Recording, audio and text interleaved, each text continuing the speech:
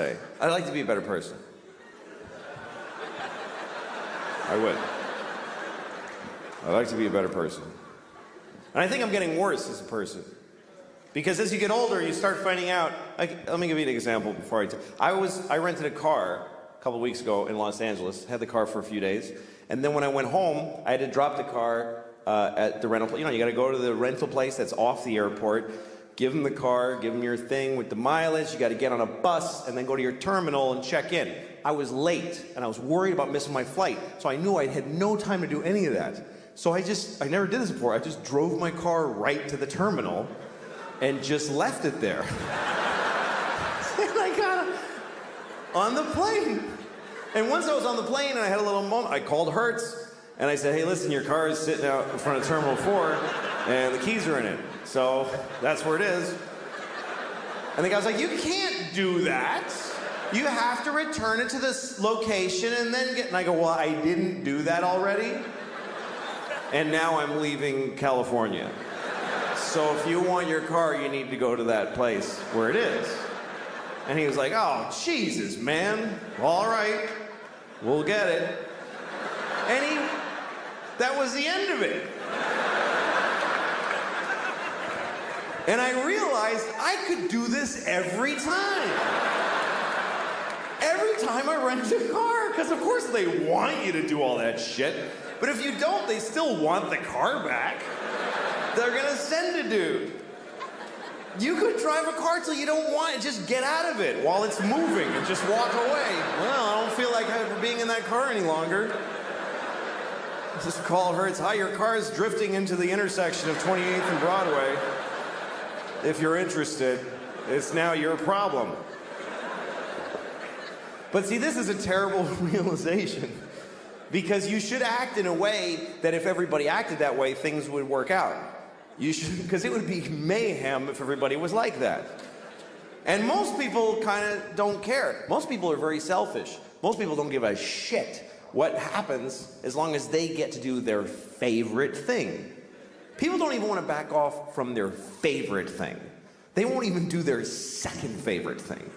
Like, you ever seen somebody like they're at an intersection and they want to make a left, but they're in the all the way right lane because they messed up. So now okay, here's the guy. He's in the right lane, and there's a lot of cars, like 6th Avenue, like a lot of cars, and he wants to make that left. So what does he do? He just does it anyway. He just goes ahead and he just shoves his car through everybody's life without any... And everybody's honking and outraged, and you always see the guy go, I have to. There's no other possible thing I could do. What else could I do except go up one more block and then go left and take 4 seconds? That's not my favorite way, though. That only meets 99% of my criteria. But I'm selfish. I would like to be a better person because I got kids, and I want to, pass on a better. But sometimes it's not clear what the right thing is to do. Like one time, I threw a candy wrapper on the street, and I didn't do it like yeah. I just yeah, take that shit straight. I did it because I was like shaking. I wanted the candy.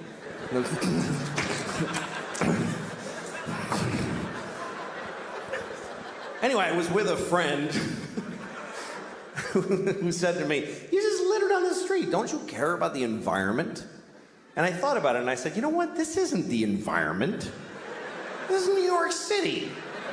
This is not the environment. This is where people live. New York City is not the environment. New York City is a giant piece of litter. It's like the giantest, next to Mexico City, the shittiest piece of litter in the world. Just a pussy, runny, smoking, stinking piece of litter. So if you have a piece of litter, what are you supposed to do with it? You should throw it on the pile of litter. Because if you don't, if you put it in a receptacle, then it gets collected, and it gets taken to a dump in a landfill, and then it goes on a boat, and it goes out and gets dumped in the ocean, and some dolphin wears it as a hat on its face. for 10 years, this hat that never dissolves on its face. Oh. Jesus.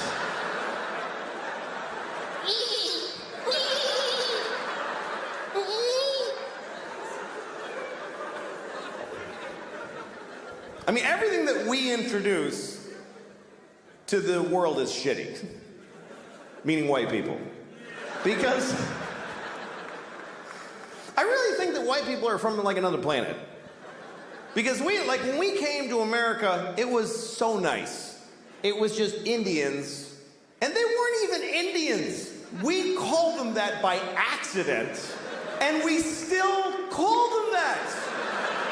Like we knew in a month that it wasn't Indians, but we just don't give a shit. We never correct it. We came here, they're like, hi, and we're like, hey, you're Indians, right? And they're like, no. No, this is India, right? No, it's not, it's a totally other place. You're not Indians? No. Ah, you're Indians. You're Indians for hundreds of years after. We ruined everything here. This was the great, it was just coast to coast, just green and brown and beautiful. And all the humans were just walking around with painted faces, just walking, and they'd be like, ooh, that looks yummy, and then they just eat from the ground, and then they'd sleep on the grass, and they'd wake up and they'd fuck, and then they'd go for a swim and do a little dance. That was the whole continent, was just folks doing that. I mean, there was people in Mexico cutting off kids' heads and rolling them down the pyramid stairs. But that's, I mean, that's always going on. What are you gonna, you can't, yes, you can't do a whole lot about that. But I think we came from another planet, and the reason is because we don't like it here. I mean, why, if we're from here, if we belong on Earth, why aren't we comfortable on Earth at all? We need nice, smooth surfaces and right angles, and we need it to be cool and not too hot, just a little, that's just perfect. Like, why wouldn't, when it's hot, why wouldn't we just, yeah, fuck it? Why wouldn't we be like that if we belong here? And it's weird because people that aren't, whatever you call there's environmentalists, and then there's people who are whatever, they just hate environmentalists. But that's what people get angry at environmentalists, because they think they're slowing down the economy and creating restrictions. And a lot of these people are Christian. A lot of these people are very devout Christians. And that's such a confusing thing to me, that if you believe that God gave you the earth, that God created the earth for you, why would you not have to look after it? Why the fuck? Why would you not think that when he came back, he wouldn't go, what the fuck did you do? I gave this to you, motherfucker. Are you crazy? The polar bears are brown. What did you do to the polar bears? Did you shit all over every polar bear? Who did this? Who spilled this shit? Who spilled this? Come over, did you fucking spill this? What is that? It's oil, it's just some oil. I didn't mean to spill. Well, why did you take it out of the fucking ground? Because I wanted to go faster. I'm not fast enough. And I was cold. What the fuck do you mean cold? I gave you everything you needed, you piece of shit. Well, because jobs. What is a job? Explain to me, what's a fucking job? You work at a place, and when people call when their game doesn't work, and you help them figure it out. What do you do that for? For money. What do you need money for? Food. Just eat the shit on the floor. I left shit all over the floor. Fucking corn and wheat and shit. Grab it up, make some bread. What are you doing? Yeah, but it doesn't have like bacon around it, and like I like when it has like bacon on it and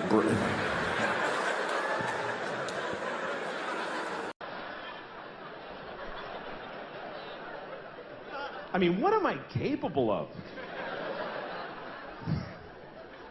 I'd like to think that I'm a nice person, but I don't know, man.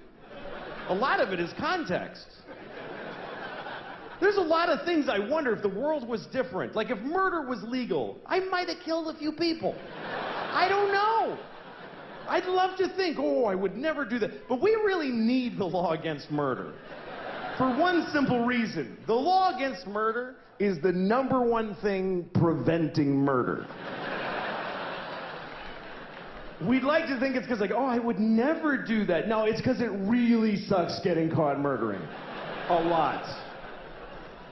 If murder was legal, or just a misdemeanor, like you get a thing in the mail, ah, shit, they had a camera there. Oh, well.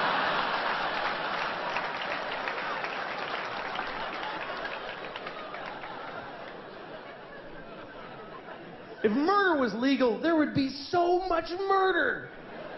Regular people would murder. Murderers would murder even more. And then really nice, sweet people would murder a few people. But nobody would murder no people. You wouldn't trust somebody who didn't murder. If murder was legal, you wouldn't like them.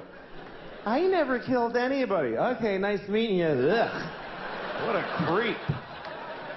I mean, not even a hooker. Live a life. What's wrong with that guy? He's like a Mormon or some shit. I hate those guys. I think he's nice. Shut up, Janet. It would just...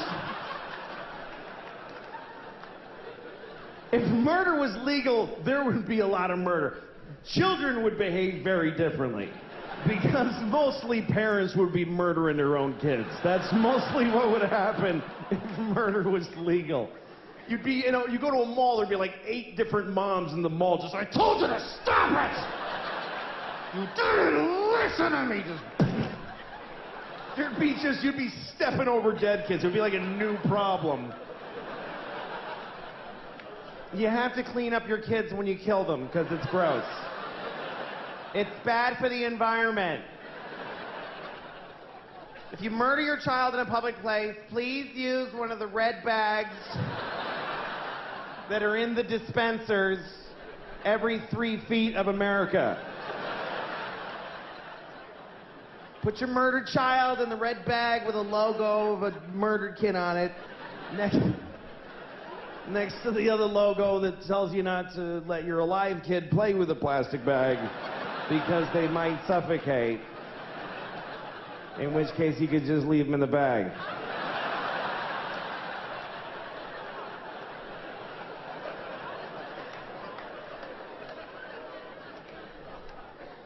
That is a whole bunch of horrible thoughts right in a row.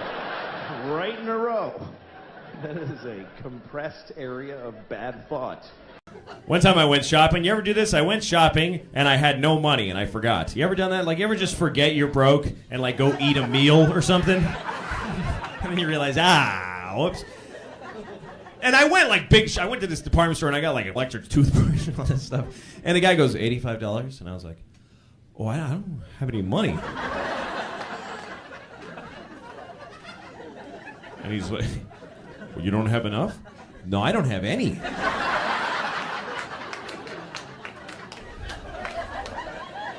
And where do you go from there, really? What's the next step from that? He didn't know either. He's like, you want to put some items back? Is that what he's saying? Put them all back, I think. Got to keep marking a price down until you hit 0. Because that's what I got on me. Where do you do? I didn't know how to leave even. Like, all right, well, I'm all okay. I'm all set. I enjoyed picking this stuff out anyway. What do? You ever been that embarrassed in front of other people that you think there's no way they're not going to hate you for the rest of their lives? My kids and I were having breakfast the other day, and we're listening to NPR. We always listen to NPR because we're better than you. And so we're listening to NPR at breakfast the other morning, And there's this one story where they kept using this phrase. They kept saying 9/11 deniers. They kept saying that. 9/11 deniers. And my daughter was like, what is that? And I said, well, it's a group of people that think September 11th was a conspiracy. And she said, oh, I thought they were saying 9/11 deniers.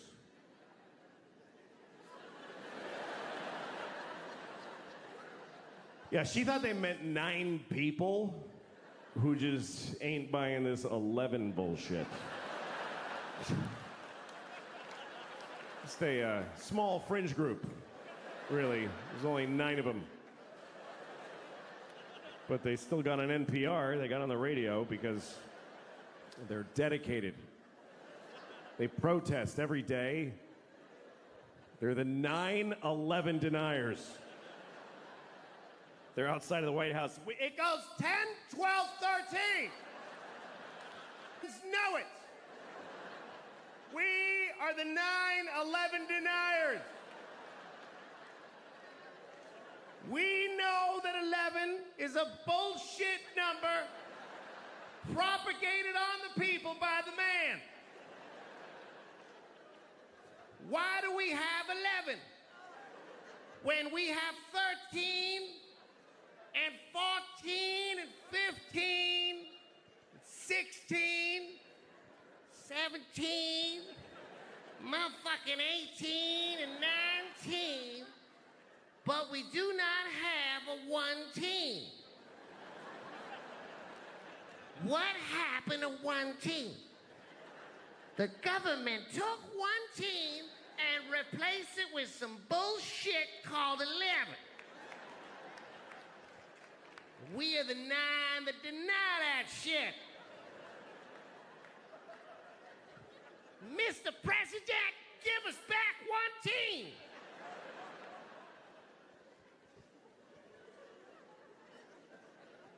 I don't mean to offend any Chinese people with a stereotype, but... That's right, I'm Chinese, motherfuckers. I lived in Shanghai. I'm Chineser than a motherfucker. I'm a chopsticks and whatnot. Ha! All right.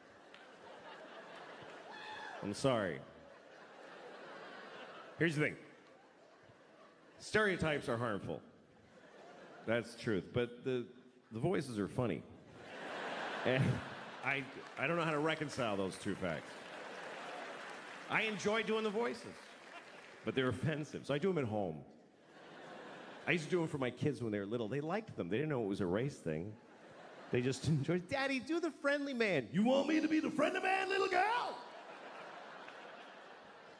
We love the friendly man. He loves little white girls, too. Let's have some scrambled eggs.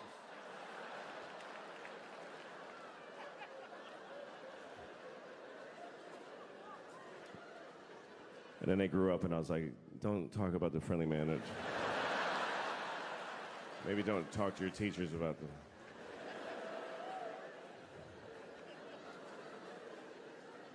My kids go to public school in New York City, and all right, send your kids there then. Teach them that that's what life is like. The teachers amaze me because I don't know. This is the worst. Here's the worst thing about this country to me is that there's no more noble profession than to be a public school teacher. It's easily. Please don't. You're not gonna like it. You're not gonna like where it's going. I don't recommend clapping at any things. You'll regret it at the end of the thing. In a democracy, there's no more noble contribution you can make than to teach in a public school. And in this country, the people that do that, they're fucking losers. They're just rock bottom fucking losers.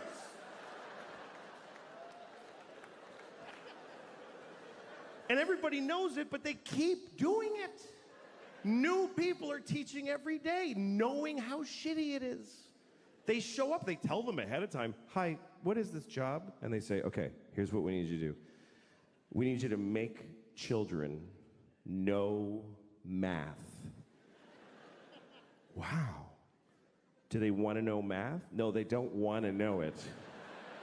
You need to make them know it against their will while they're exploding sexually and Who are these children? Just whatever kids live near the building.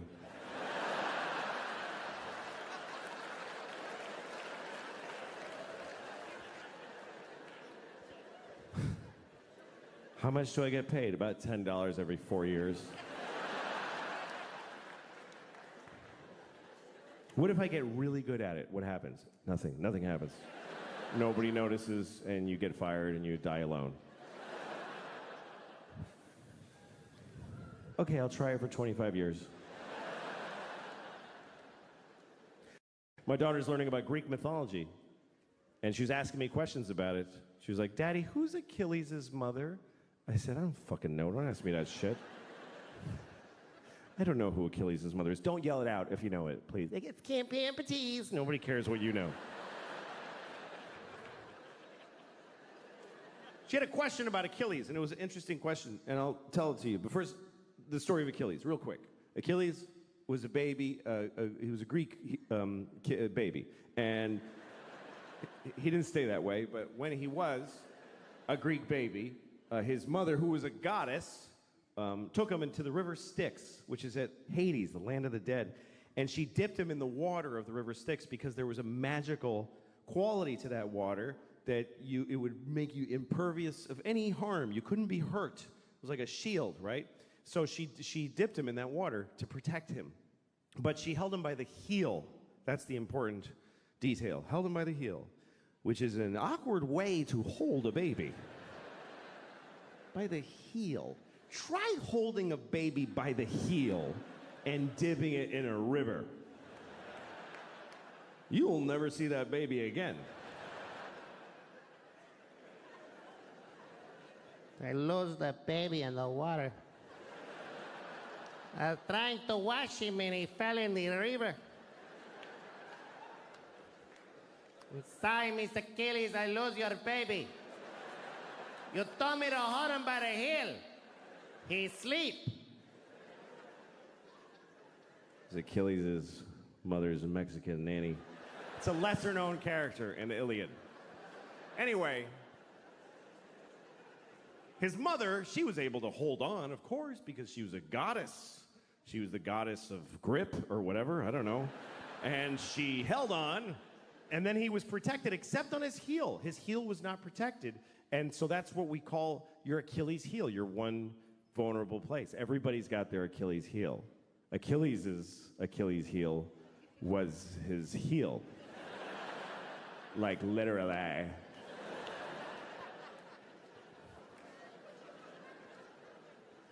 Anyway, so my daughter, here was her question. She said, how come his mother didn't just dip him again? She could have just dipped him one more time with the other leg in there. Did she just like you're like a sign that says one dip per goddess? Did you ever color an Easter egg? It's not that complicated. You dip it, and then you hold it differently and dip it again. Smart kid. I was proud of her. But at the same time, I thought, who the fuck are you to judge this woman? It bothered me. Because here's what the story of Achilles teaches me, is that if you're a parent, it's never enough what you do for these motherfuckers. It's just never enough. It's still gonna be your fault. How much more do you want from a mother? She dipped her kid in magic water and protected 99% of his body. Is any of it up to him?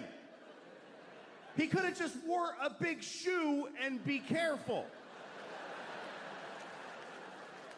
But he goes out in sandals, fucking flip-flops,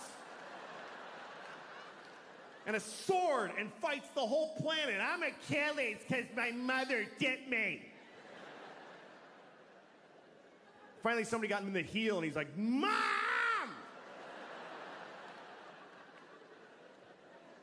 Thanks a lot, Mom! Get my heel. She's so stupid, she ruined it. Fuck you, Achilles, you Greek dick.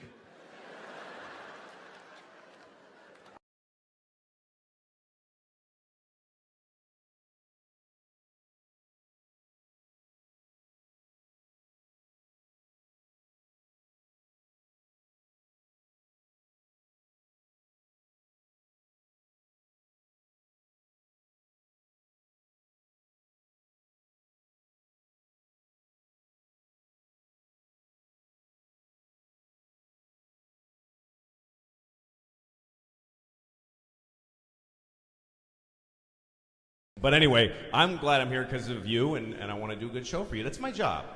That's the simplest thing in the world to me, is that you should do your job. You should do it well. And not because of how well you get paid, but because that's your job. I never understand people when I go to a place to get a thing, and they do their job shitty out of spite for how shitty their job is. It makes no sense to me. Why wouldn't you want it? Why do you have to make my coffee sarcastically? I don't just give you carrots. Here, Your Majesty, enjoy your coffee. You know, why? Why wouldn't you want it to? You know why? Because you're 20, you piece of shit. That's why. Because you're a 20-year-old piece of shit. I'm sorry, but I am prejudiced against everyone who's 20 years old that works at a place. Because they just think that if you just stand there and hate it, somebody will go, oh, well, then let's make you a director. That's how that works. Just if you, clearly you're better than this. 20-year-olds are the worst people because that is a person who has been taking and just sucking up and absorbing fucking education and love and products and just giving nothing back. They're ripe like a big fat ripe orange on a tree, and the tree's like, get the fuck out of here. Jesus, this is crazy. What? Fuck you, I don't want to go. If you're 20, I guarantee you never did anything for anybody. Yes, you went to Guatemala on a school trip and they told you helped, but you didn't help at all. You were a way bigger pain in the ass than you were any help to those. They're like, I got a mudslide in my house and I got to babysit a fucking college student. Just take a picture of her with a shovel so she can put it on Facebook and leave us alone. I had such an amazing experience. Really? Did you take from them too, you motherfucker? 20-year-olds are not interesting people. They have nothing to say. Nothing has happened to you. My parents moved and I go to school. Who gives a shit? Unless you beat cancer as a child, you have nothing to say. I'm more interesting because I'm 43. That mathematically just makes me more interesting. Just because shit has happened to me. I've collected stories. When I was 35, a woman blew me, and 2 years later, she killed herself. She hung herself to death. That's an interesting story. That's worth listening to and pondering. Because it means it takes 2 years after blowing me for the shame to be too much that you gotta do yourself in. That's the gestation period.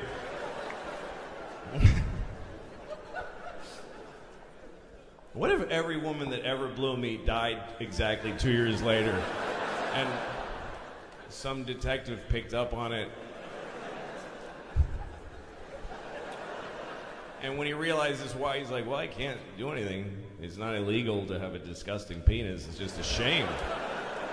Anyway. I don't like when a 20-year-old is working, because you never get attitude from the 65-year-old guy. You ever go to Best Buy and the guy selling you a DVD player is like 65? That guy is trying to get a Nobel Prize for selling DVD players. He's amazing. You never get the 65-year-old guy like, meh. Does it have Blu-ray? Well, let me read the box that you could have read. And no, he's like, well, let's find out. You need to know that. He's so excited to help you. And he has reasons to be bitter, this 65-year-old guy. He's 65, he works at Best Buy. He had to come out of retirement because his kid is gay and does crystal meth and he ruined his life. And it's partly his fault because he didn't accept his son being gay. That's why he's on drugs. The point is he's had a hard day and he's still showing up at fucking Best Buy wearing a bow tie. They don't make you wear those. That's how much he gives a shit.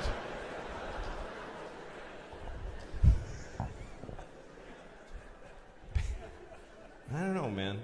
Younger people, okay, fine. You know, I'll wait and see. Maybe you'll be interesting. I heard that ducks have one hole. I don't know if you know that, but ducks have one hole. And they pee out of it, and they shit out of it, they get in it, and they lay eggs out of it. That has got to be one smelly, dirty hole. That hole has got to be a pretty awful place.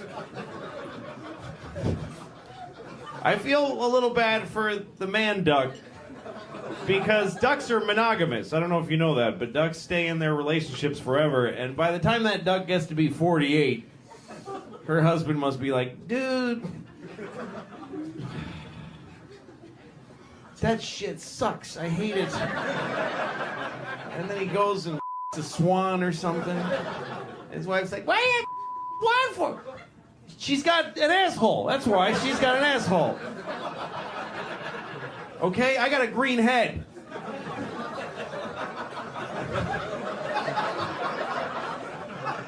I don't know what that means. Just somehow they got green heads. They deserve more. Speaking of animal type humor that's not totally finished, I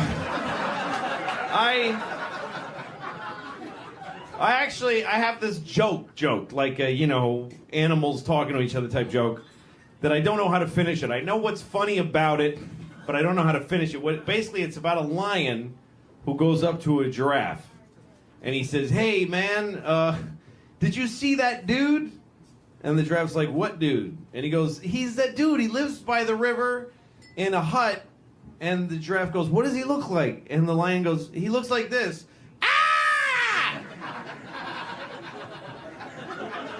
And the giraffe's like, well, I know a dude that lives by the river, but he doesn't look like that. He goes, no, that's what he looks like. Ah! The giraffe says, I know a guy, but he looks like this. See, the lion just thinks that people look like that. The lion doesn't get that he makes a person look like that by scaring the shit out of him. He just thinks that, hey, that's that dude that's always going, ah! That's what he's like. You know, it's drama. But those are the old days.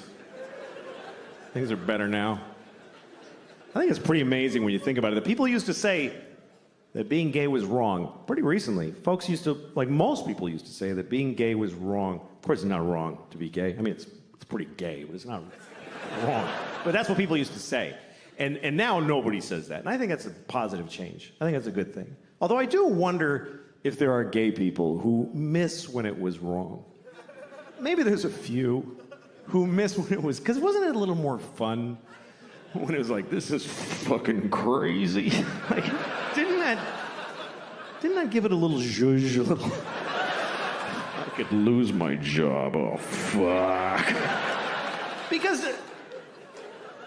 now they're like everybody else, which is great, and they can get married, that's terrific, but is that fun to fuck your husband at your house? Wasn't it more fun to be in an old nightclub at 4 a.m, like, I'm breaking my mother's heart? Oh, yeah. I don't know. I don't even mean just gay people. Just some people like when sex is a little fucked up, you know? Some people like when sex is a little fucked up. All right. No. All right, you want to talk about it? Should we talk about it? Yeah, all right. I don't mind talking about it. Okay.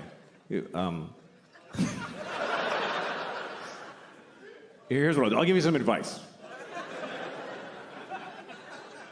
Here's some advice that really only I can give you. Here's my advice. If you ever ask somebody, can I jerk off in front of you? Just let me finish. Let me finish what I'm saying. Fuck. Okay. If you ever ask somebody, may I jerk off in front of you? And they say yes, just say, are you sure? That's the first part. And then if they say yes, just don't fucking do it. Just don't do it. Because look, whatever you're into, okay? Because everybody's got their thing. Whatever your thing is, I don't know. You all have your thing. I don't know what your thing is. You're so fucking lucky that I don't know what your thing is. Do you understand how lucky you are that people don't know your fucking thing? Because everybody knows my thing. Everybody knows my fucking thing now. Obama knows my thing. Do you understand how that feels? To know that Obama was like, good Lord.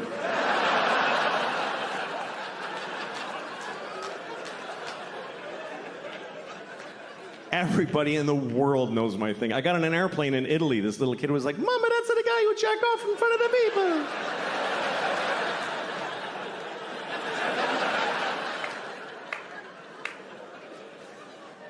So whatever your thing is, I don't know what it is. Maybe you can't come unless you have your father on speakerphone, whatever it is.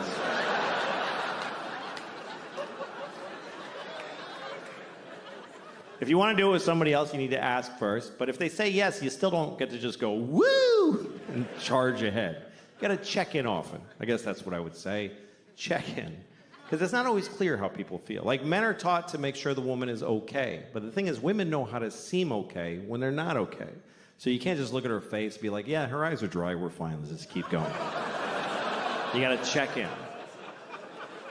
Because sex, communication during sex can be very confusing. Like, sometimes you're with a woman, you're having sex, she's making noises, she's going like, ooh, ah, and you're like, oh, she loves it. Not necessarily. Sometimes they're making those noises just to get through it. Because it's easier to go, ooh, than to say, I hate how you fuck me. Honestly, it's awful. So she goes, ooh, baby. It's kind of like a Negro spiritual. It's sort of similar. So to assume that she likes it is like if they heard slaves singing in the fields and you're like, hey, they're having a great time out there.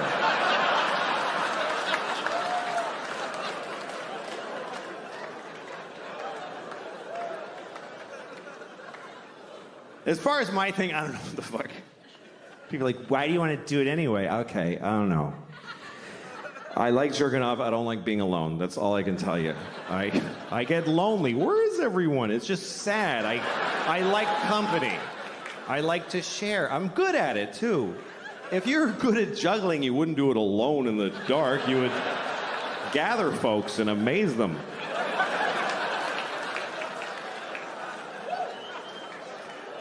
Anyway, that's all I'm going to say about that shit.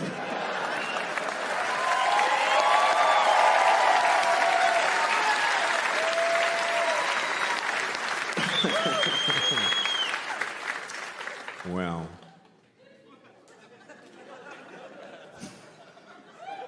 Let me ask you a question. You ever wonder how many people ever fucked your mom? We're almost done. You're doing great. This is important to me. You ever look at your mom and go like, Mom, how many dicks? Just how many? I lost my mom, so those are the things I don't know, so I'm curious. I don't feel like a lot of dudes fucked my mom. Not because she's like pure, because I don't think so. But I hope it was as many as she wanted. That's what I hope. I hope she got all the dicks she ever dreamed of, because I loved her. I hope at the end my mom was like, that was plenty of dicks.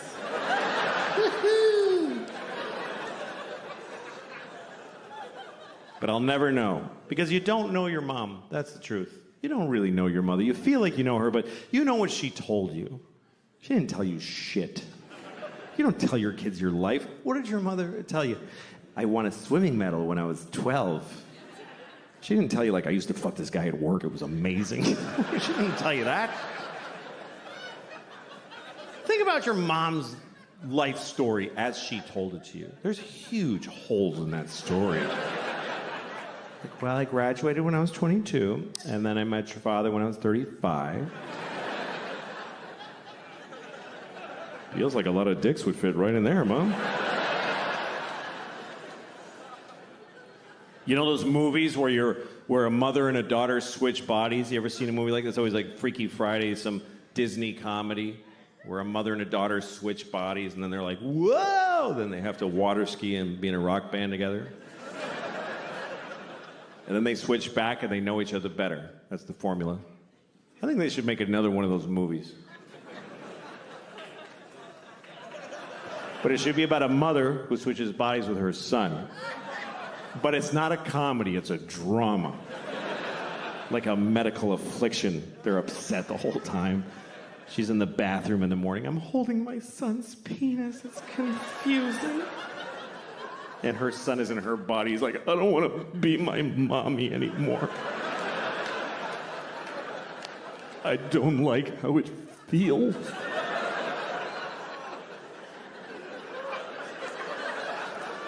And his dad comes home and he starts fucking on me. Oh, God. What's happening now? I don't like this. But I don't want to say no to my dad.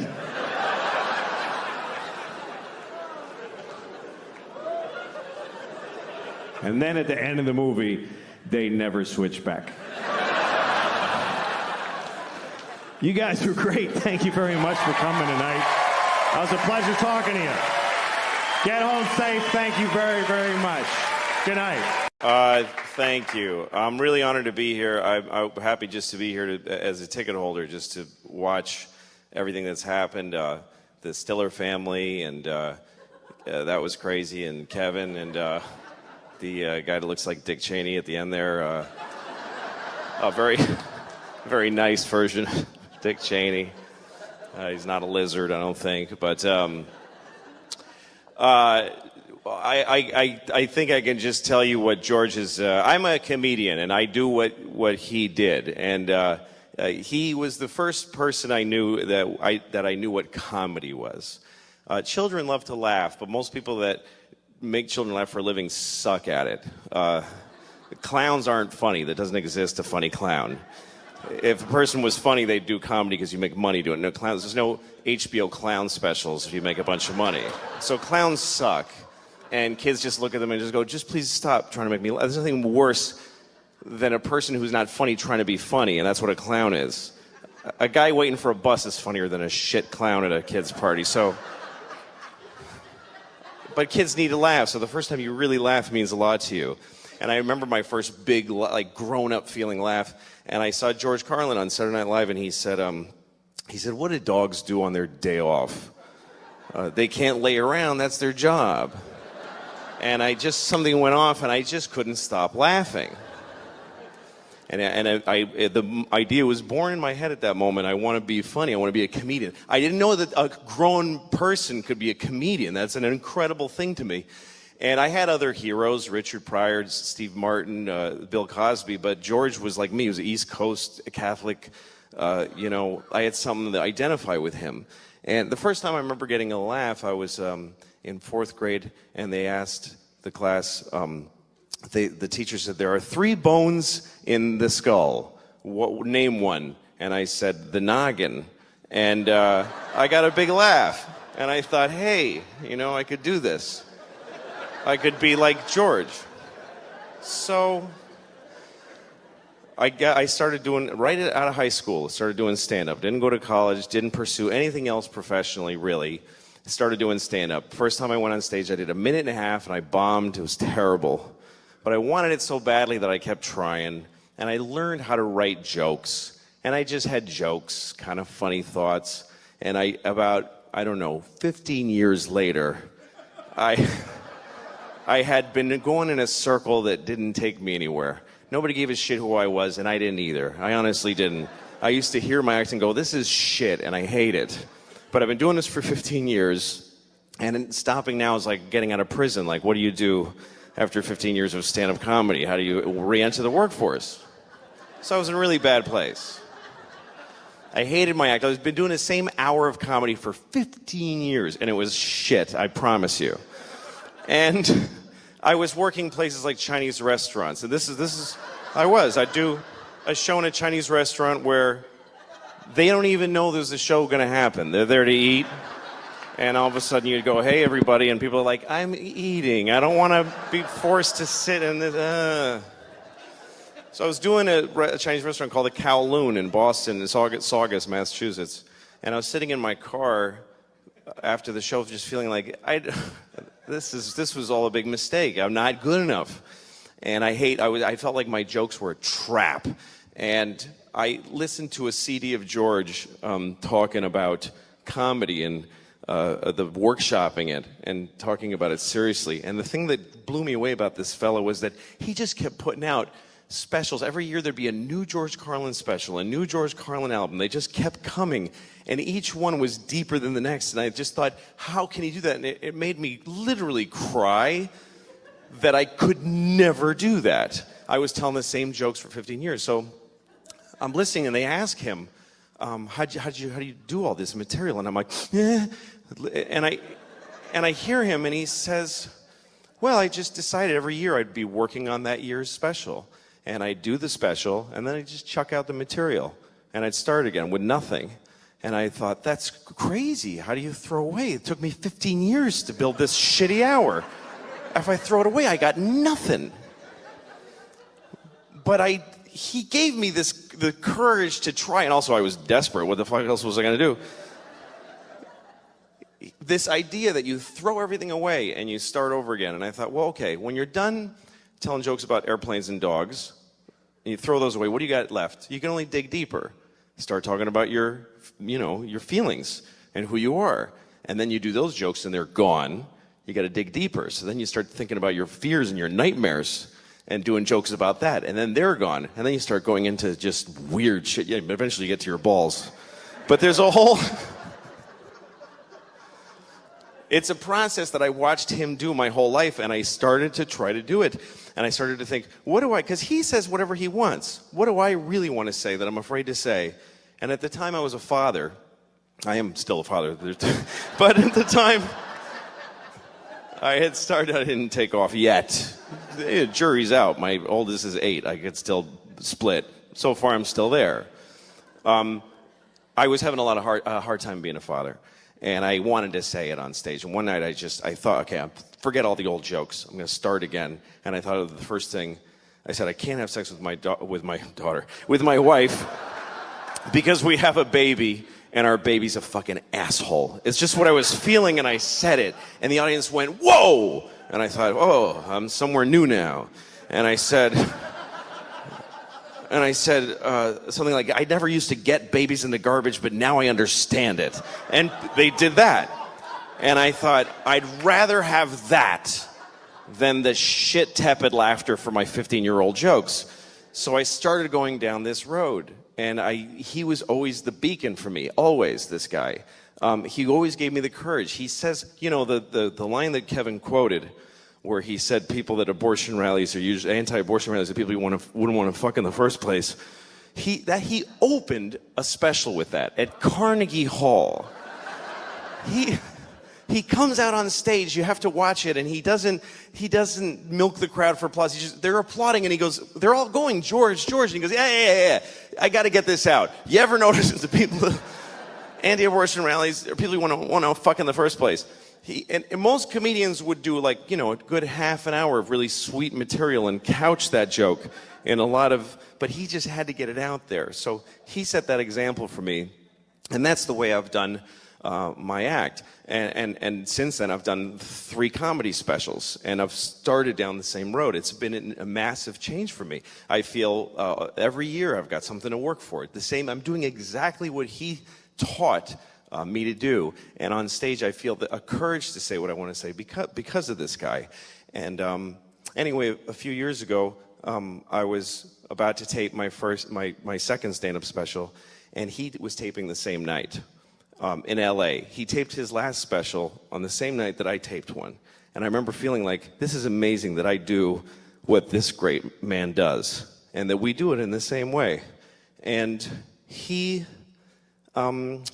died, and he kicked me in the balls when he died. It really hurt. And then I remember that, and I don't want to be doing this, I'm sorry, but later I was at it doesn't matter, and my phone rang, and it was his daughter, it was Kelly.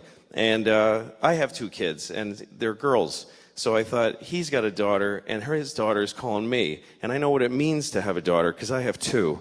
and she's calling me and asking me to come and say something about what he meant to me. So that was a big moment for me. I'm very proud to do what George did. I know I was supposed to close funny, but I'm not good at doing stuff that isn't my act, so I'm sorry. But he was a great man, and anything that ever happens to me that's good is due to this guy. And I can tell you, because I do what he did, that it was really hard to say the shit that he did, and that it took a lot of courage. It was difficult. So thanks for coming and honoring him, and thanks for having me.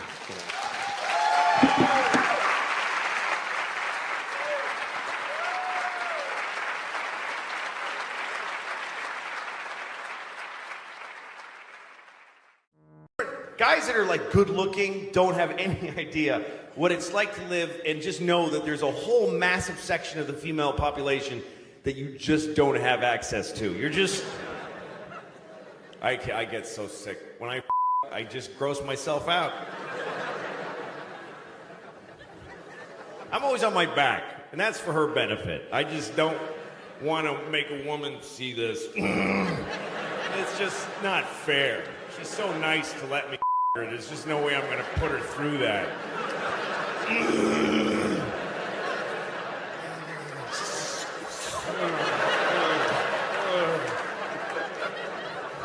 I always got to have my shirt on, too, because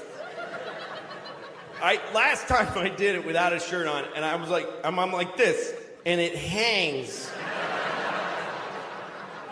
It's a mother dog.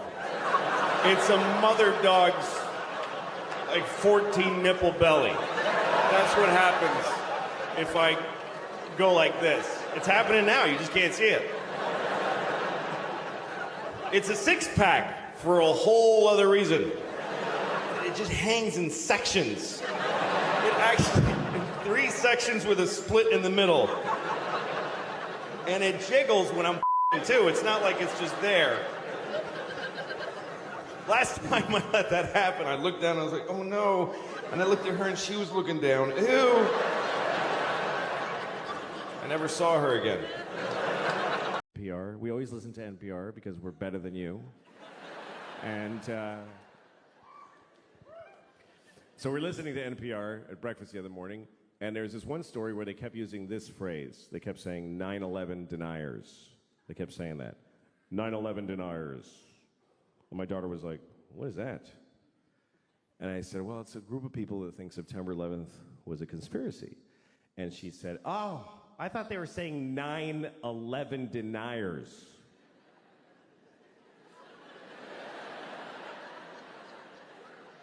Yeah, she thought they meant 9 people who just ain't buying this 11 bullshit. Just a small fringe group, really. There's only 9 of them. But they still got on NPR, they got on the radio because they're dedicated. They protest every day. They're the 9/11 deniers. They're outside of the White House. It goes 10, 12, 13. Just know it. We are the 9/11 deniers. We know that 11 is a bullshit number propagated on the people by the man. Why do we have 11 when we have 13 and 14 and 15 and 16, 17, motherfucking 18 and 19, but we do not have a 1 team? What happened to 1 team? The government took 1 team and replaced it with some bullshit called 11. We are the 9 that deny that shit. Mr. President, give us back 1 team.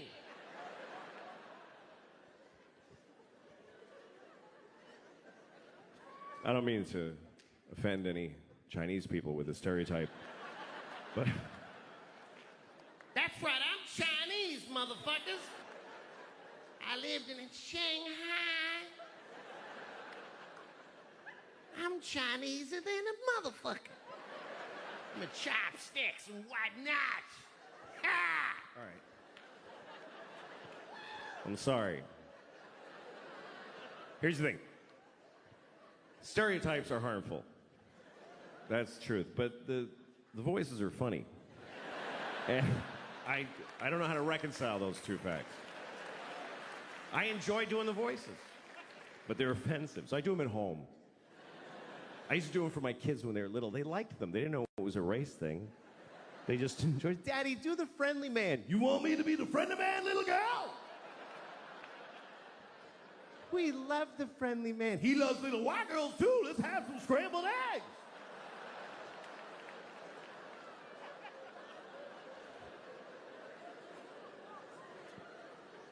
And then they grew up and I was like, don't talk about the friendly man.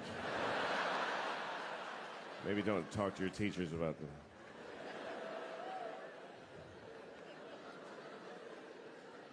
My kids go to public school in New York City, and all right, send your kids there then. Teach them that that's what life is like. The teachers amaze me because I don't know. This is the worst. Here's the worst thing about this country to me is that there's no more noble profession than to be a public school teacher. It's easily. Please don't. You're not gonna like it. You're not gonna like where it's going. I don't recommend clapping at any things. You'll regret it at the end of the thing. In a democracy, there's no more noble contribution you can make than to teach in a public school. And in this country, the people that do that, they're fucking losers. They're just rock bottom fucking losers.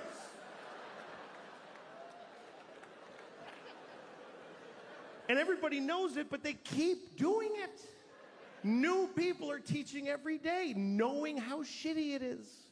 They show up, they tell them ahead of time, hi, what is this job? And they say, okay, here's what we need you to do. We need you to make children know math. Wow. Do they want to know math? No, they don't want to know it. You need to make them know it against their will while they're exploding sexually and Who are these children? Just whatever kids live near the building.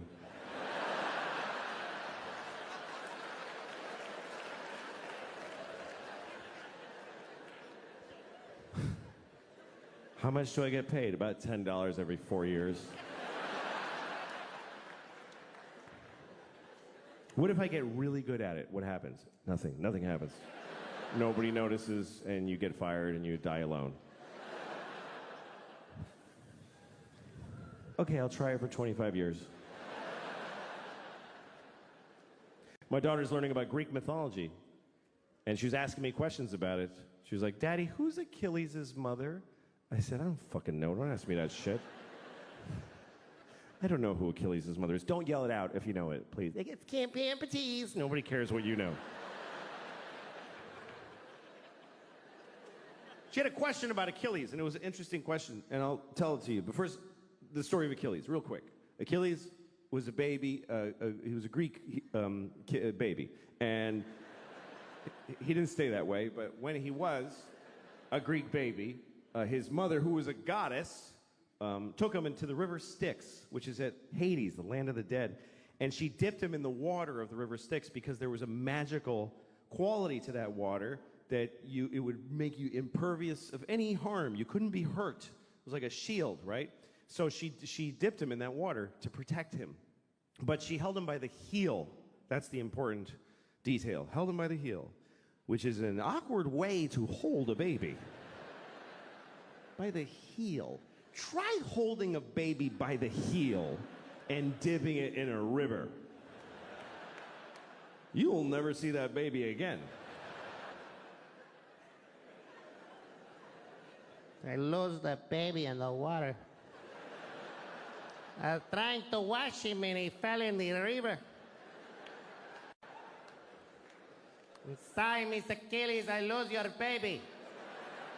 You told me to hold him by the heel. He's asleep. Achilles' mother's a Mexican nanny. It's a lesser-known character in the Iliad. Anyway, his mother, she was able to hold on, of course, because she was a goddess. She was the goddess of grip or whatever, I don't know. And she held on, and then he was protected, except on his heel. His heel was not protected, and so that's what we call your Achilles heel, your one vulnerable place. Everybody's got their Achilles heel. Achilles' Achilles heel was his heel. Like literally.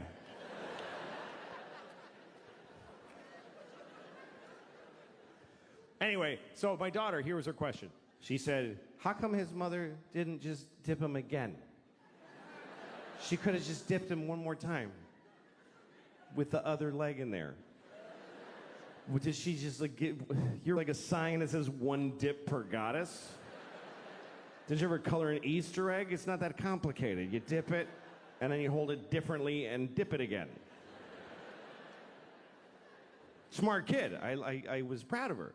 But at the same time, I thought, who the fuck are you to judge this woman? It bothered me.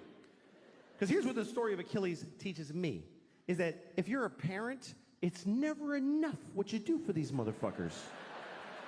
It's just never enough. It's still gonna be your fault. How much more do you want from a mother? She dipped her kid in magic water and protected 99% of his body.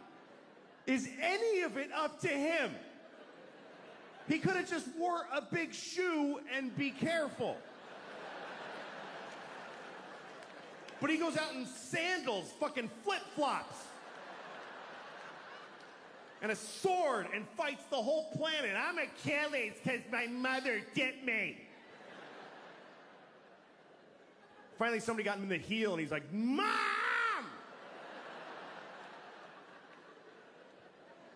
Thanks a lot, Mom!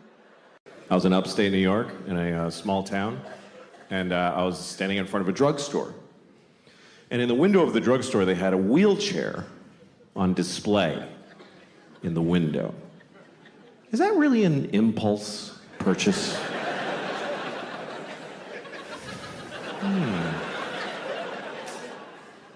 I should get a wheelchair. That would really help with my paralysis. Then I wouldn't have to drag myself everywhere I go, like I've been doing for 10 years since my legs were blown off at the marathon.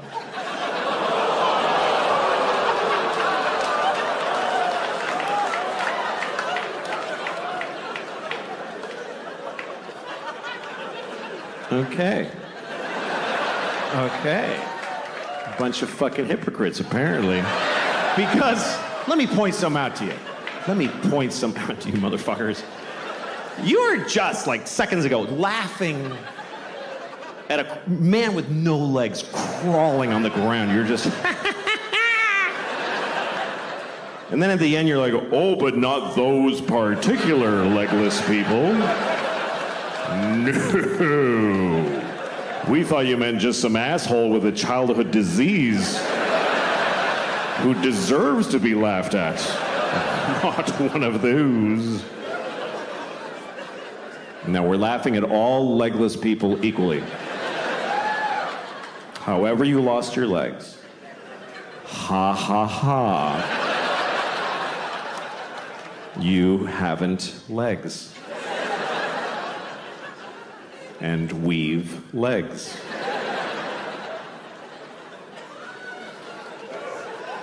I have legs. I have 2 legs. 2 fucking legs. That's the maximum amount. I fucking love having 2 legs. I fucking love it.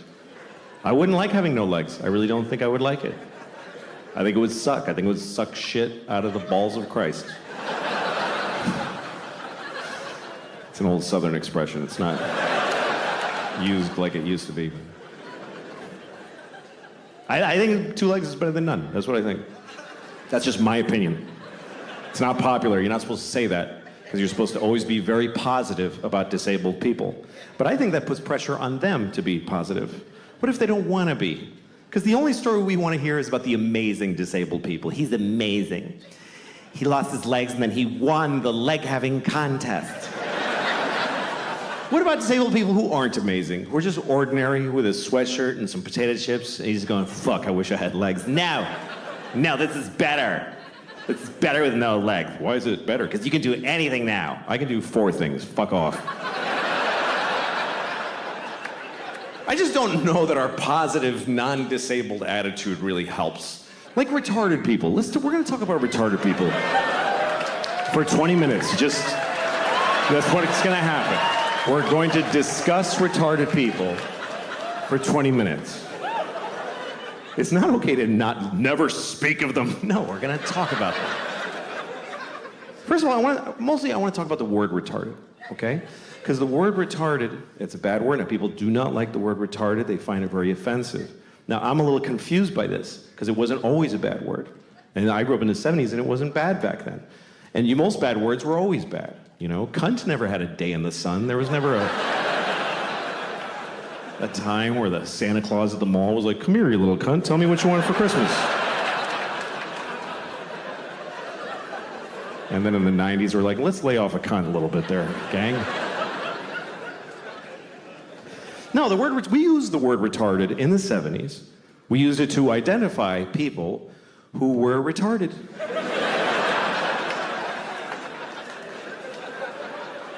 It wasn't controversial. It wasn't like he's retarded. It was like he is retarded.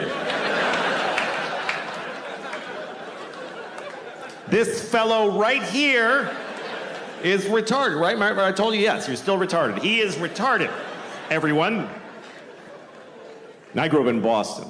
We didn't say retarded in Boston. We said retarded. He's retarded.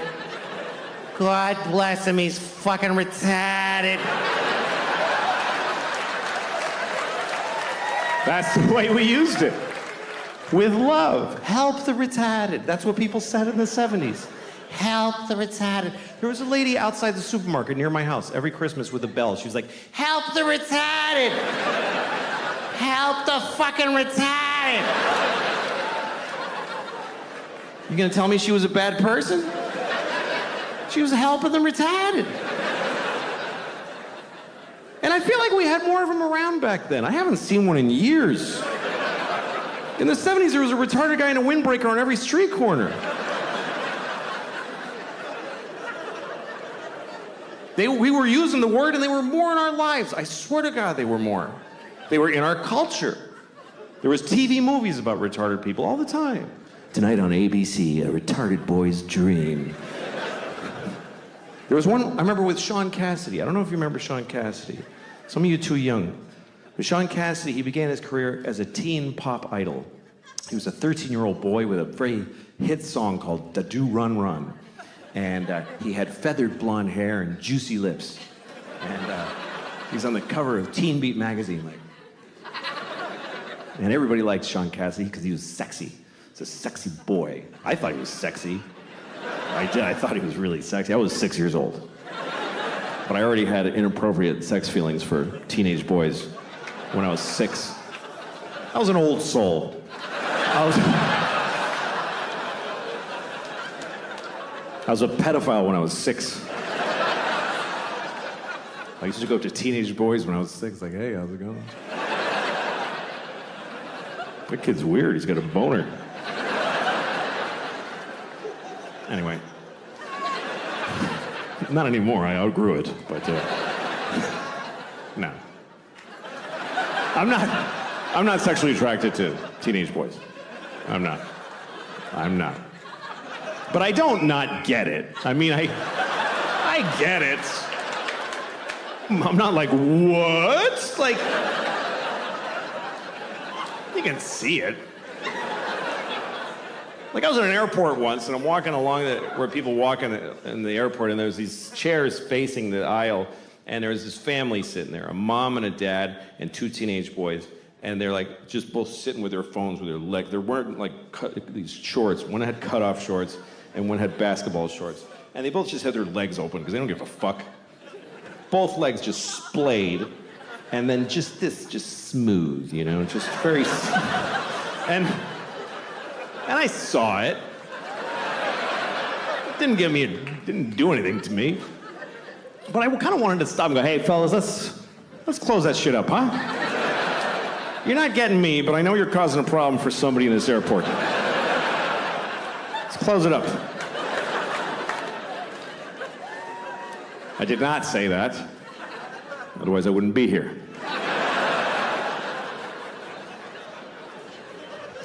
Anyway, let's return to the comfortable subject of retarded people, shall we?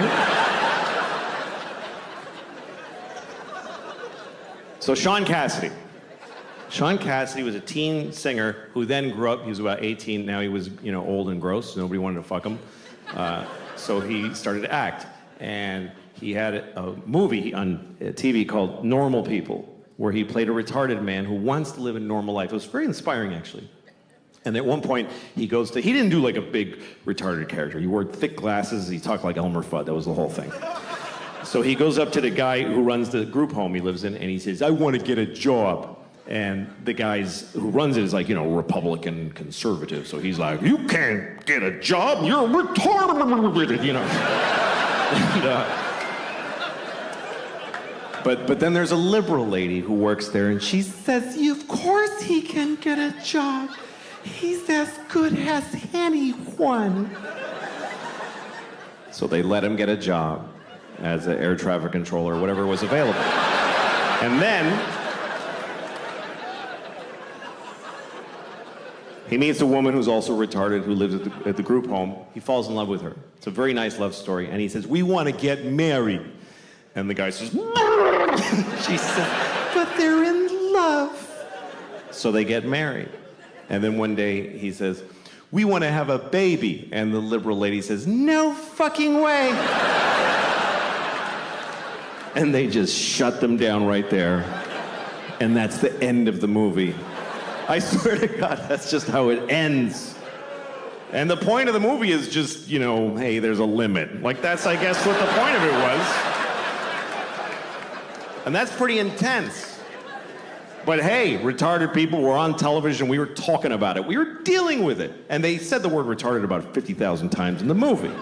Now we don't say the word, and I don't see them anywhere. I guess that's my problem with it. And also, the word is not basically a bad word. It's a medical term.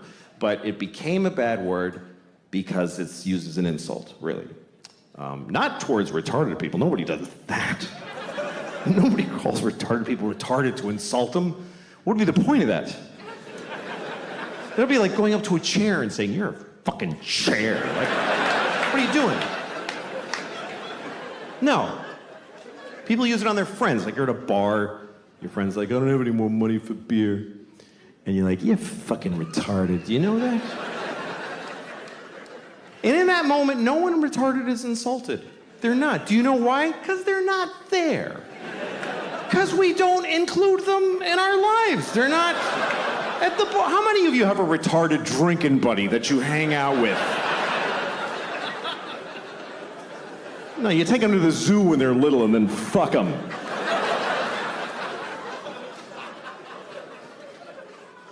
This is what I find confusing about this thing, is that we told many generations of people that they are retarded. We told them that that's what they are, and they lived with it, and they dealt with it. And then we just decided it's a bad word. So did we tell them this? Did we go back to them and explain this to them? Listen, Nelson, I have something to tell you. You're not retarded anymore. You mean I'm cured? No. No. No, we're not even working on it.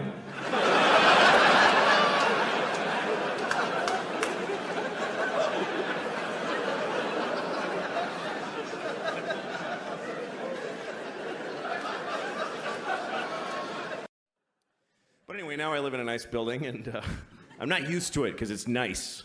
There's like a pretty courtyard with flowers and a fountain with little marble boys pissing. I don't know. What is it with fountains? Like, all fountain sculptors are pedophiles, basically. You can't get a fountain made without... Can you make me a fountain? Yes, I'll get started right away. Oh. Oh, yes!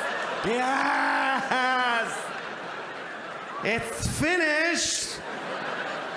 And it's just little boys pissing on the face of a Greek god that looks like him a lot. It's piss on me forever!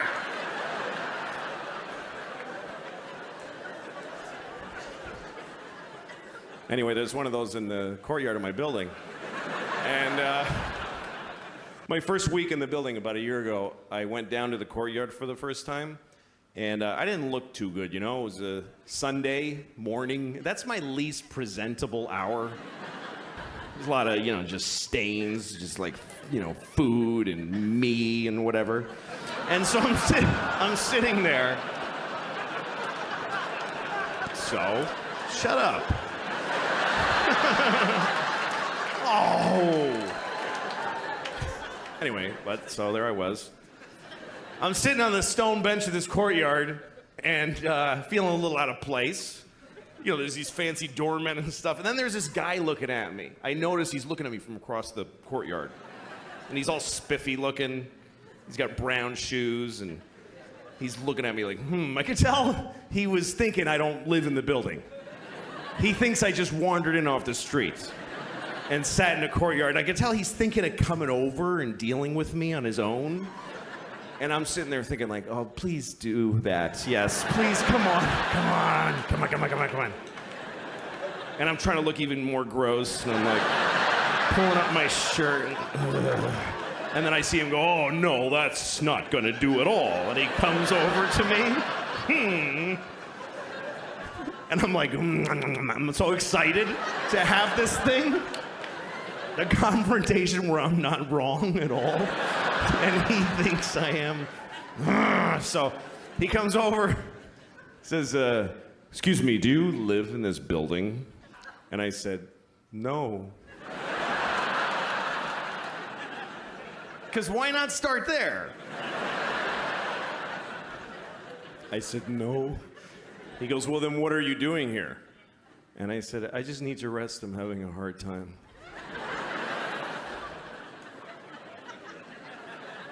He says, this is private property. And I said, well, I don't really believe in that. You know, just the worst things I could say from his point of view is basically all the things I was saying. And he goes, well, if you don't leave, I'm going to talk to the doorman. I was like, can I just stay like 5 more hours? So he's, no, and he goes over to the doorman. And I see him talking about me to the doorman like this. And then I see the doorman going, oh, no, that guy lives here. That's okay.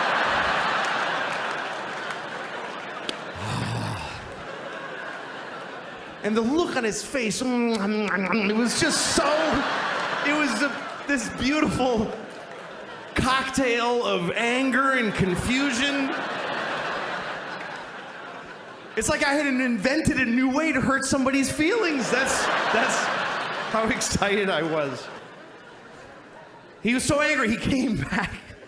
He came back to me. He said, why didn't you tell me that you live here? And I said, because I don't have to tell you anything ever. Right?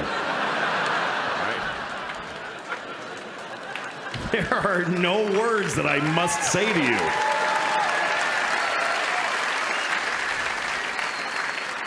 Also, I didn't want to ruin your thing. That's your favorite thing you were doing. You love that! Making people not be places. Also, I make more than you. I just don't give a shit about myself. That place celebrates comedy. Like Boston comedy is like, it's very important to people that live in Boston. Yeah.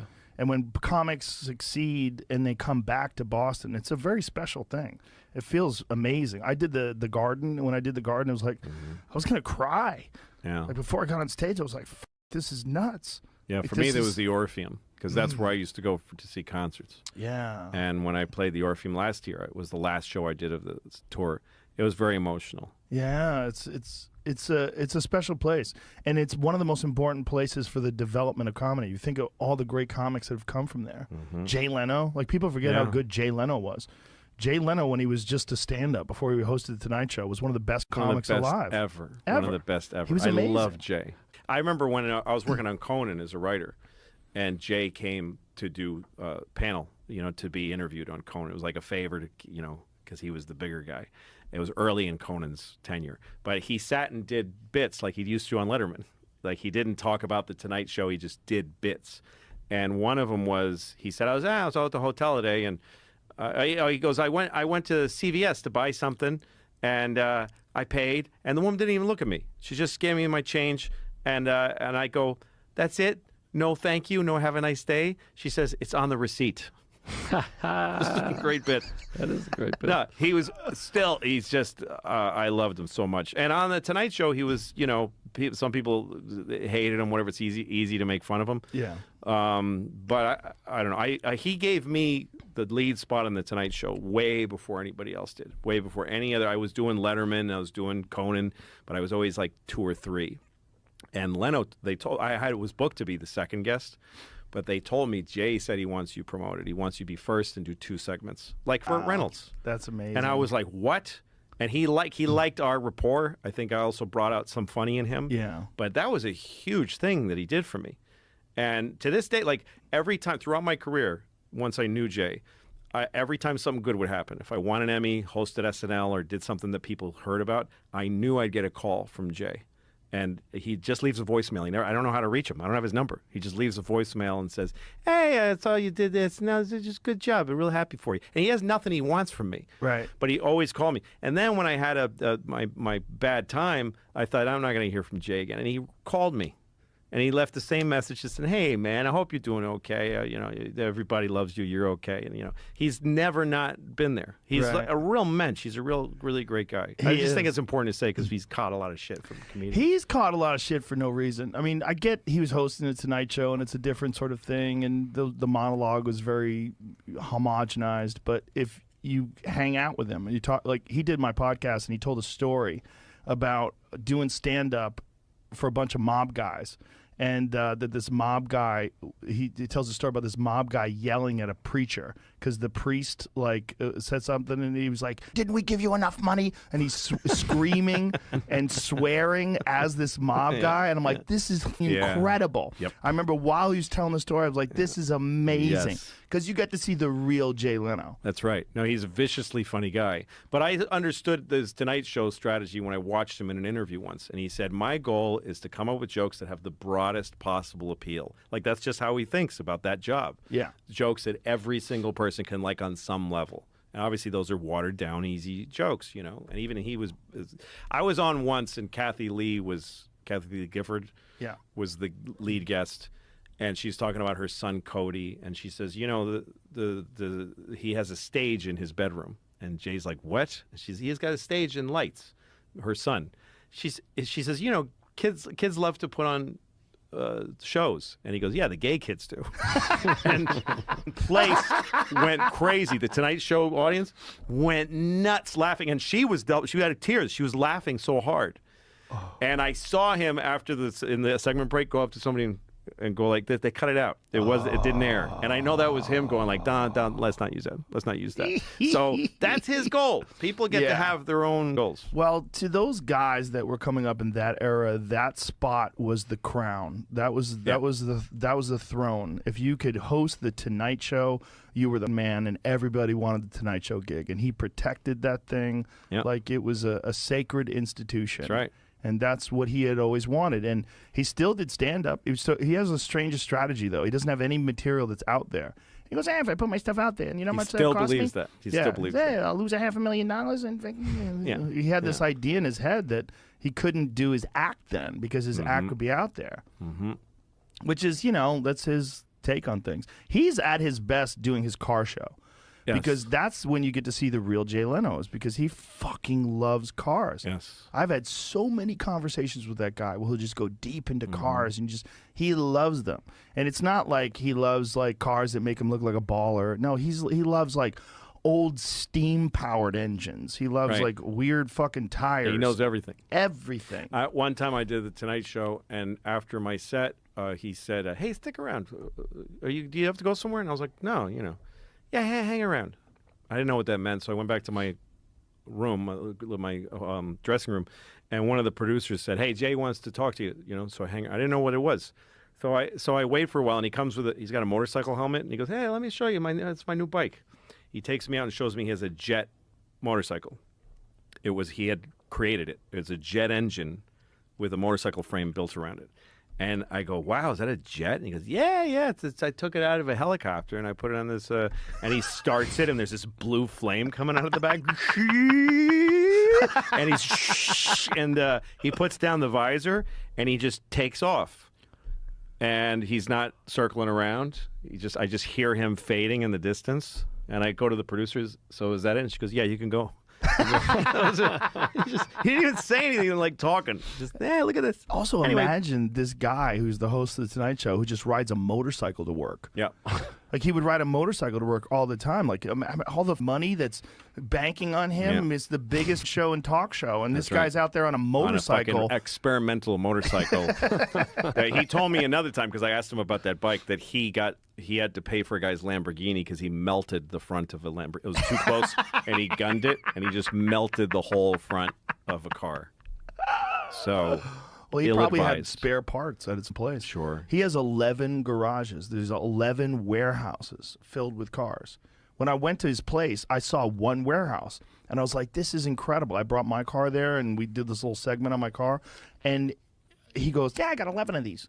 I go, "You have 11 of these?" And he goes, "Yeah, basically." 10 was not enough. He's got 11 giant warehouses filled with cars, and it's immaculate. Like, you could eat off the floor. And there's all these really cool old automotive signs on the wall, and it's like, it's Strange. incredible. Do you feel fully back? Like, fully back? Yeah. Yeah. Sure. Good. I mean, back to what? Nobody's ever back. It's always forward. It's new. That's a good point. Yeah. Okay. Yeah. I don't have a thing about back in my head. I'm here. You do in the garden. Yes, These are I am going massive. back to the garden. That's huge. Yes, I'm really excited. I Is that- like that room. It's, In terms of doing stand-up comedy, is that a room where you go, this is the pinnacle? No, I mean, to me, honestly, any great show is the pinnacle. So, like, I've done the garden 8 times in my life, and it was important enough to remember that it was 8. I don't know how many times I've been to the It's Columbus amazing. Funny Bone. I don't know how many times. But I can't say. But I've done the Columbus Funny Bone where I've done shows where I'm looking out the window of the plane the next day going, that was it. That was amazing. That was it. That's what I worked for. That's what I wanted. Yeah, that's what that was what this is all about. So a show at the Garden is definitely superficially, like it's the 19,000 people. Yeah. And it's Madison Square Garden, and Ali fought Frazier there. Yeah. I saw, AC/DC there when I was quite young, and Led Zeppelin I never saw there, but that's where they played. That's where their concert film takes place. Yeah, that place touches a lot of, sure. It feels like a pinnacle in terms of it's that many people. It's New York City. It's the premier room.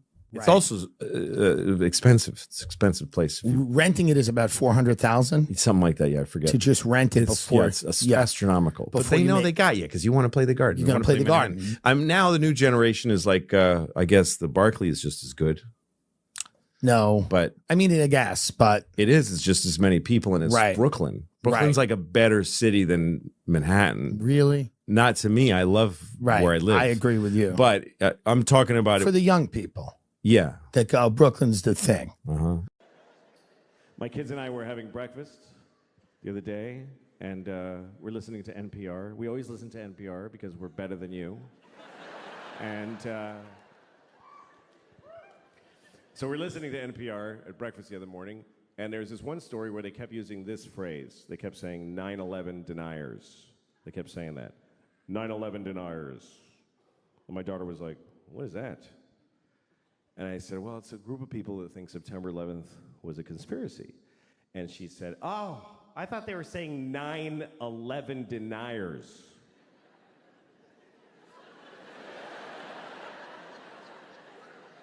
Yeah, she thought they meant 9 people who just ain't buying this 11 bullshit.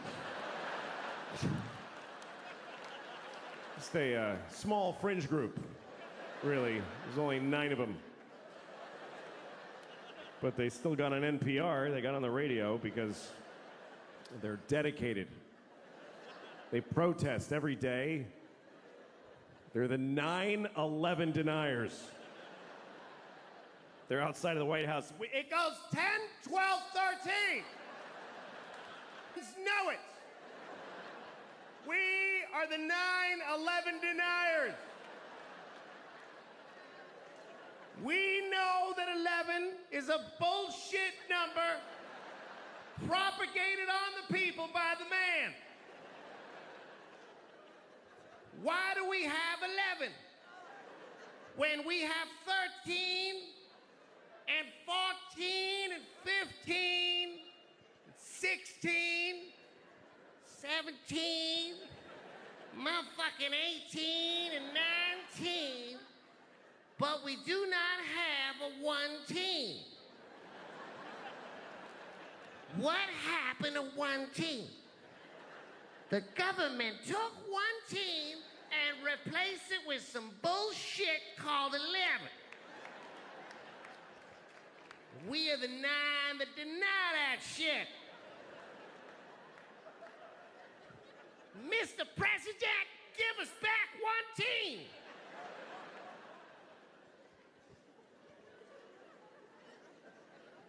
I don't mean to offend any Chinese people with the stereotype, but That's right, I'm Chinese, motherfuckers. I lived in Shanghai. I'm Chineser than a motherfucker. I'm a chopsticks and whatnot. Ha! all right. I'm sorry. Here's the thing. Stereotypes are harmful. That's the truth. But the voices are funny. And I don't know how to reconcile those two facts. I enjoy doing the voices, but they're offensive, so I do them at home. I used to do them for my kids when they were little. They liked them. They didn't know it was a race thing. They just enjoyed, Daddy, do the friendly man. You want me to be the friendly man, little girl? We love the friendly man. He loves little white girls too. Let's have some scrambled eggs.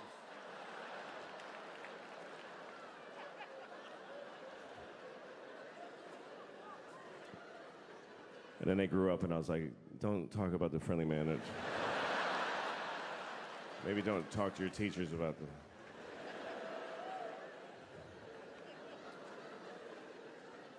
My kids go to public school in New York City, and all right, send your kids there then. Teach them that that's what life is like. The teachers amaze me because I don't know. This is the worst. Here's the worst thing about this country to me is that there's no more noble profession than to be a public school teacher. It's easily. Please don't. You're not gonna like it. You're not gonna like where it's going. I don't recommend clapping at any things. You'll regret it at the end of the thing. In a democracy, there's no more noble contribution you can make than to teach in a public school. And in this country, the people that do that, they're fucking losers. They're just rock bottom fucking losers.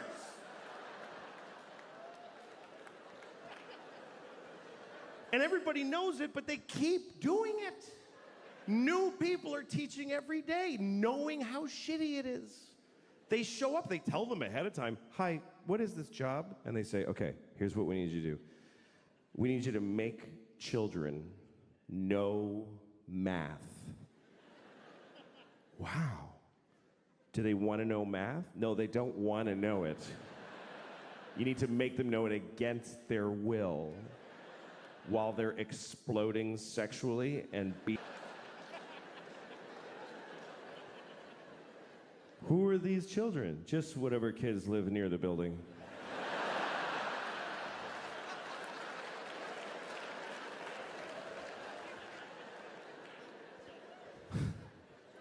How much do I get paid? About $10 every 4 years. What if I get really good at it? What happens? Nothing. Nothing happens. Nobody notices, and you get fired, and you die alone. Okay, I'll try it for 25 years. My daughter's learning about Greek mythology, and she was asking me questions about it. She was like, Daddy, who's Achilles' mother? I said, I don't fucking know. Don't ask me that shit. I don't know who Achilles' mother is. Don't yell it out if you know it, please. It's Camp Amputees. Nobody cares what you know. She had a question about Achilles, and it was an interesting question, and I'll tell it to you. But first, the story of Achilles, real quick. Achilles was a baby. He was a Greek baby, and he didn't stay that way. But when he was a Greek baby, his mother, who was a goddess, took him into the river Styx, which is at Hades, the land of the dead, and she dipped him in the water of the river Styx because there was a magical quality to that water that it would make you impervious of any harm. You couldn't be hurt. It was like a shield, right? So she dipped him in that water to protect him. But she held him by the heel. That's the important detail. Held him by the heel, which is an awkward way to hold a baby. By the heel. Try holding a baby by the heel and dipping it in a river. You'll never see that baby again. I lost the baby in the water. I was trying to wash him and he fell in the river. I'm sorry, Mr. Achilles, I lost your baby. You told me to hold him by the heel. He sleep. Achilles' mother's a Mexican nanny. It's a lesser-known character in the Iliad. Anyway, his mother, she was able to hold on, of course, because she was a goddess. She was the goddess of grip or whatever, I don't know. And she held on, and then he was protected, except on his heel. His heel was not protected, and so that's what we call your Achilles heel, your one vulnerable place. Everybody's got their Achilles heel. Achilles' Achilles heel was his heel. Like literally.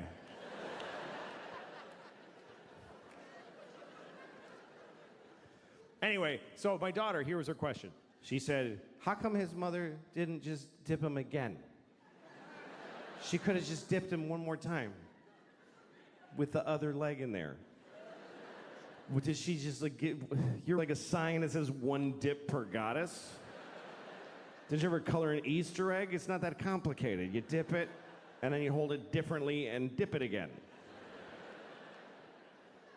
Smart kid. I was proud of her. But at the same time, I thought, who the fuck are you to judge this woman? It bothered me. Because here's what the story of Achilles teaches me, is that if you're a parent, it's never enough what you do for these motherfuckers. It's just never enough. It's still gonna be your fault. How much more do you want from a mother? She dipped her kid in magic water and protected 99% of his body. Is any of it up to him? He could have just wore a big shoe and be careful.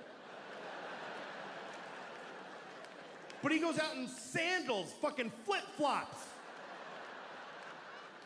and a sword and fights the whole planet. I'm Achilles because my mother dipped me. Finally, somebody got him in the heel, and he's like, Mom!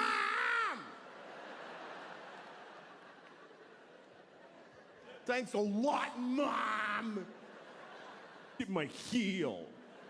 She's so stupid, she ruined it. Fuck you, Achilles, you Greek dick.